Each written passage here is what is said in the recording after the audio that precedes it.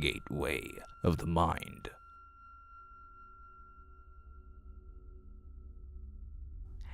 In 1983, a team of scientists conducted a radical experiment in an undisclosed facility. The scientists had theorized that a human without access to any senses or ways to perceive stimuli would be able to perceive the presence of God. They believed that the five senses clouded our awareness of eternity, and without them, a human could actually establish contact with God by thought. An elderly man who claimed to have nothing to live for was the only test subject to volunteer to purge him of all his senses.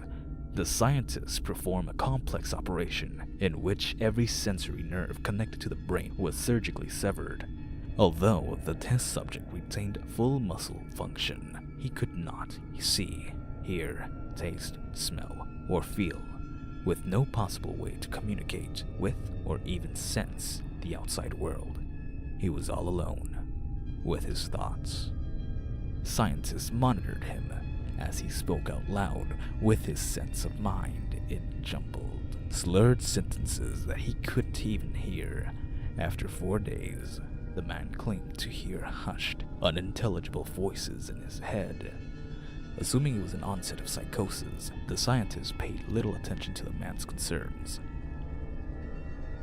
2 days later, the man cried that he could hear his dead wife speaking to him, and even more, he could communicate back.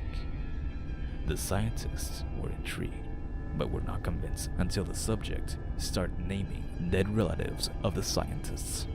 He repeated personal information to the scientists that only their dead spouses and parents would have known.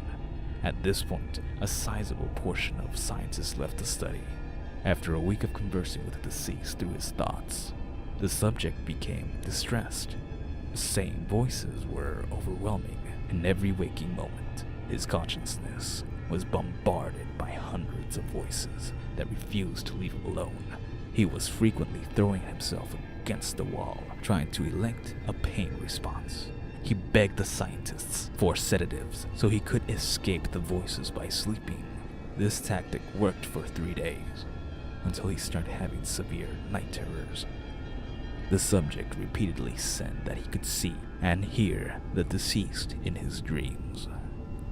Only 1 day later, the subject began to scream and claw his non-functional eyes, hoping to sense something in the physical world. The hysterical subject now said the voices of the dead were deafening and hostile. Speaking of hell and the end of the world, at one point he yelled, "No heaven, no forgiveness." For 5 hours straight, he continually begged to be killed, but the scientists were convinced that he was close to establish contact with God. After another day, the subject could no longer form coherent sentences. Seemingly mad, he started to bite chunks of his flesh from his arm. The scientists rushed into the test chamber, restrained him to a table so he could not kill himself.